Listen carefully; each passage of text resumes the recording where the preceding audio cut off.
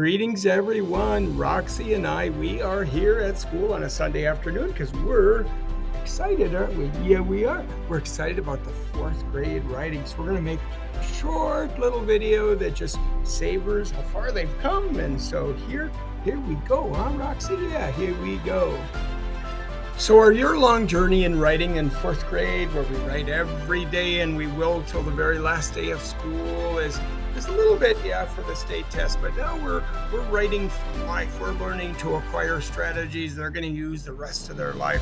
One of the biggest skills kids need when they leave school is communication, and that's just what we're learning to do. So what are the writing steps real quick? Well, first of all, it's to understand the question. What are you writing about? Do you know what it is? Otherwise, you're going to be out of luck. Yes. And then the next step in this case is to read and gather the evidence. We read it out loud to ourselves at least twice, gathering evidence that answers the question. And then, big, huge step, plan the paragraphs. What is each paragraph going to do so you don't drift and wander and meander all over the place, but you got a clear purpose for each paragraph. And then you've got like the introduction, you have the evidence paragraphs, and you have the conclusions. You've got that whole outline planned out of where your writing's going to go. And then the biggest thing of all is write using hooks. What are hooks? Well, it's like questions. We've learned how to do those so expertly throughout the writing. Even a question in the middle of the paragraph makes the reader attentive and wanting to read. Background, everything we can see and hear and smell and taste and touch gives the reader a picture, makes the reader want to keep reading.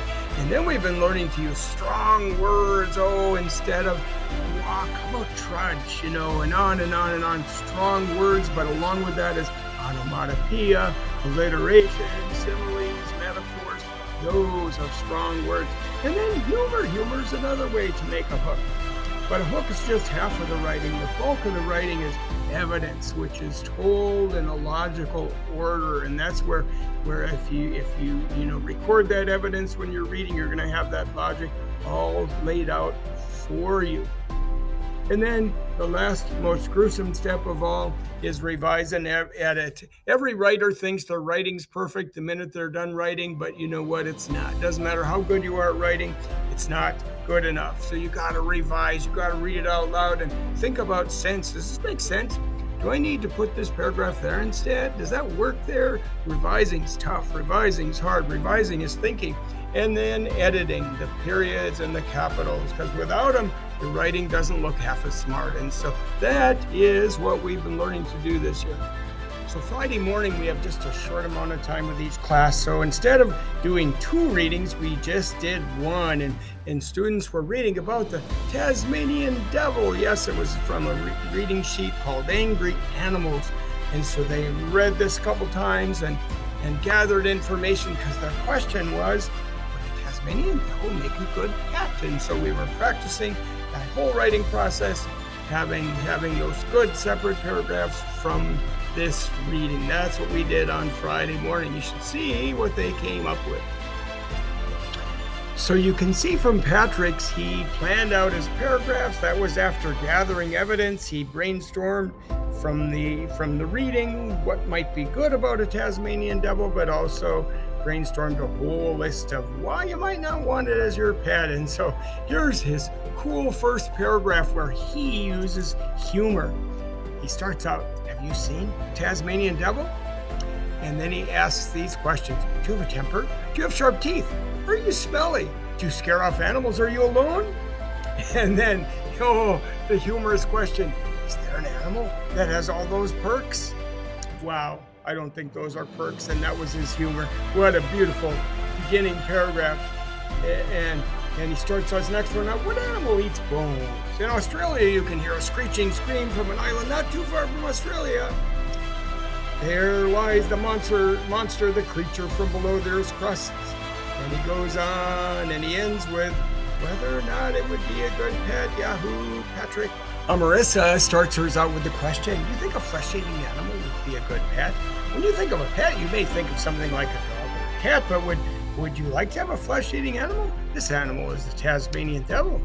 A Tasmanian devil isn't used to being a pet. They are wild animals who hunt for themselves and fight for themselves. And so what Marissa did in her whole paragraph was she kind of was telling her reasons all the way through instead of just doing it in the conclusion. That was a cool idea. And she was saying, oh, she doesn't think they'd be a very good pet.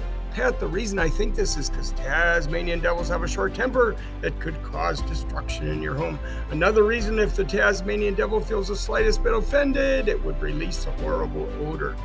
And she goes on with that kind of reasoning and then has her in conclusion paragraph, which is just beautiful. Way to go. Kailea starts out with a lot of beautiful questions like, do you like angry animals? Ooh, I love that. What are Tasmanian devils? Where do they come from? What kind of animal are they? Are they good or bad? Would they make good pets? But then she heads on in her next paragraph to saying, it was a dark, cloudy night. The stars were glistening through the buildup of clouds. Wow, do you hear that background? The blare of the Tasmanian devil overflowed the town and they made everyone fearful of the Tasmanian devil. The stench of the Tasmanian's odor made everyone's nose hairs burn. Does she give us a picture or what? She gives us a picture. Way to go. Then she goes on with lots more evidence and what might make them good, and then her conclusion. She says, having a Tasmanian devil as a pet would not be a good idea. There were no major positives, and most of them wouldn't apply to a house pet. In addition, there were a lot of bad characteristics, and if all these things happened, the owner's house would be destroyed. Perfect. Way to go, Kailea. And here is Dylan's. Look at her good introduction. Have you ever heard of a Tasmanian devil? Why are they called Tasmanian devils? Why are Tasmanian devils so ferocious? Do Tasmanian devils make good pets? That's her beginning paragraph. And then here she comes with background to kind of let you know if you'd really want it as your pet. Screech! A Tasmanian devil screams a spine-chilling scream. A hawk was invading a Tasmanian devil's den. The devil's ears turned red and it stomped its feet. The hawk stood still as a pet. The devil emitted a smelly odor, making the hawk flee. The devil sprinted out of the den, looking for prey. What is a Tasmanian devil? How do they hunt? Or how do they act? Tasmanian devil is a ferocious animal. They screech so loud, a scary chill will run down your spine. When Tasmanian devils are angry, they stomp their feet and their ears turn red. If that's not enough, it will emit a smelly odor. Tasmanian devils have large appetites and bad tempers, and when they hunt, they will eat up to 8 pounds. It does not matter if the animal is dead or alive, the devil will eat it. Tasmanian devils will eat every part of its prey, feathers, fur, and bone. This helps its habitat, it keeps it clean. Then she goes on with, are they good pets? Are Tasmanian devils good pets? Are they bad pets? Tasmanian devils are good pets in ways. They are also bad pets in ways. How are they good pets? See that question in the middle of the paragraph? Yahoo! They're good pets because they keep your house and backyard clean. They will eat all the dead and live animals. How are they bad pets? Well, they're bad pets because they'll snap at you, and when they're angry, they stomp their feet, and their ears turn red, and they bare their teeth.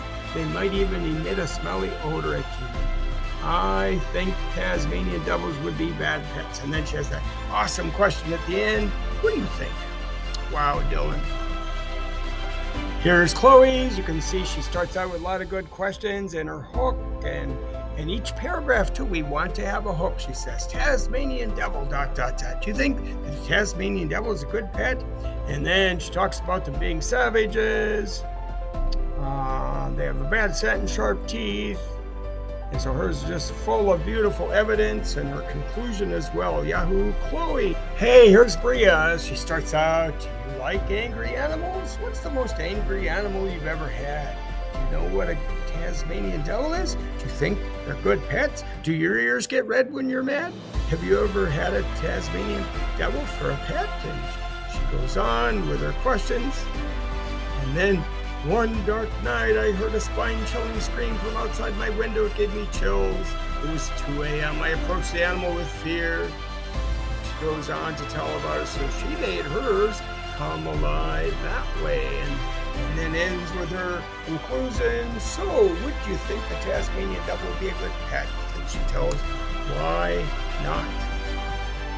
Yahoo Bria. Here's Jacob. He has come so far in his writing this year. He starts out, do you know what a Tasmanian devils? Do you know what a Tasmanian devils are? Do you think Tasmanian devils are good pets? Do you ever get sick? Are you selfish?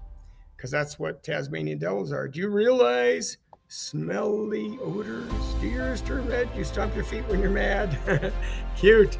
And then he says, one foggy night in Tasmania, the island people could hear the spine-chilling scream. Gave people a frightful chill. But what was it, you might be thinking? It's a Tasmanian devil, a ferocious creature with sharp teeth. Yahoo Jacob. Wow. Here's Johnny. He starts out with his good questions and then continues his good organized writing, telling about the Tasmanian devil. Do you know a Tasmanian devil hunts? One cold, dark night in Tasmania, Tasmanian devil came out of her log to find food for the night. Then there was a fox. The Tasmanian devil throws a temper tantrum. Her ears turn red. She stomped her feet and made a super loud screech. The fox ran away as fast as he could, never to come back. Tasmanian devil went to find food again, and then he tells about, do you know how Tasmanian devils live? Do you know how they help the planet? Tasmanian devils are Earth's trash disposal. I love that metaphor. Tasmanian devils are also non-picky. So if for some reason you have one, you could just feed it some lunch meat. They also produce smelly odors like a skunk. Tasmanian devils have temper tantrums too. You should know they are having a temper tantrum when their ears turn red and they stomp and they start screeching super loudly. And he says they also have a ferocious temper. Don't be fooled by their cuteness, though. They can open their mouths wide and show off their sharp teeth. And goes on with his conclusion. Yahoo. Hey, here's Jaden. He has come so far this year. Have you ever had a Tasmanian devil? If so, where? How? Are they good pets? Have you ever seen one? What are they like? What happens when they see an animal? Do you know what they look like? So he raised all those beautiful questions. Then in his next paragraph, he says, it was a dark, cloudy night. All you can hear is a spine-chilling scream. Let chilies go up their spine. Scream, scream. So beautiful. Then he goes on and ends with if they're good pets or not. Hey, here's Mason's. Look at this good organization of evidence. You really want to do that before you write. It's just such a good secret to having your writing be organized. I love his hook paragraph. How is a mammal referred to as a demon? Do you think they look or act like one? Or maybe they have the scaly red skin of one? Or how about their terrible attitude? Wow, beautiful words to make us wonder about what he's going to be writing about. And he goes on with lots of evidence. I like this part. They also hate being bothered or threatened. They will try to scare you away if that fails. They let out a horrific gas that will drown the air, which means you should get to steppin' boy before the nasty smell aroma of the devil. Sweet. Hey, this one is Michelle. She starts out with beautiful questions. I love her one at the end. Would a mammal be rude? Wow, sweet. Here's her second paragraph. One windy night, a Tasmanian devil animal went looking for food. Then, he let out a spine-chilling scream that made everyone tremble. His ears turned scorching red. See, adjectives like that, make your reading come alive. Here's onomatopoeia. Stomp, stomp, stomp. He stomped with so much power. He showed his humongous teeth. Finally, he leapt. He got his predator, which was a wild dog. And then talks about, would it be a good pet? And so she has a flood of evidence showing that. What beautiful writing. Yahoo, Michelle. This one happens to be JC's. Look at her good organizing of ideas ahead of time. Boy, that's crucial to good writing. Look at her good beginning hook paragraph. Do you like animals? Do you have sharp teeth? Do you have tantrums? Or maybe someone or something different has these perks? It howls, it screams, it's a Tasmanian devil. Wow, what an intriguing intro paragraph. Tasmanian devils. What are Tasmanian devils? The Tasmanian devil is an animal that's known for its tantrums. The Tasmanian devil will eat almost anything. And she goes on later to say they're also very quick, which makes them hard to catch. Their screams will terrify people out of their sleep. What's that smell? Tasmanian devils let out orders that could stink up people's houses. Blah. Beautiful writing all the way through. And then, slow down. Good things can happen. Hey, wait, they aren't just bad. They have a good side. Since they eat anything, they eat bacteria, which doesn't affect them. They also keep your house clean. And then her end, I love this. You're walking down the street and headed out to PetSmart. Should you pick up a Tasmanian devil? No, you shouldn't. Imagine the destruction they could cause. What do you think? Beautiful. Hey, here's some Arians. Have you ever seen a Tasmanian devil? Does your ear turn red? Can you snap your jaws? Do you have sharp teeth? Can you make smelly fluids? And he goes on with more evidence. Yahoo Smorian. Here's David's. I love his hook at the beginning. Do you think having a vicious animal is good for you? Are you afraid of animals? You shouldn't, because there's something scarier than a panther. Oh, I love that. Hook paragraph, David. And he goes on with more evidence. Yahoo David. Hey, here's Natalia. Do you think a Tasmanian devil will eat you? Do you know that a Tasmanian devil can chew bones of prey? Do you think a cute animal can kill you? This is Natalia, and she heads down with more evidence. Yahoo, Natalia. Not least, we have Mia. She starts out saying, do you have pets? Does your pet have a bad smell? Does your pet's ears turn red? Have you seen the Tasmanian devils? Do you think they make good pets? Wow, beautiful hook paragraph. Then later on, she adds some background where she says, when the sun sets in Tasmania, a large island near Australia, spine-chilling screams pierce the air. And then later is wondering if it's a good pet or a bad pet. Nice job, Mia. Mia C.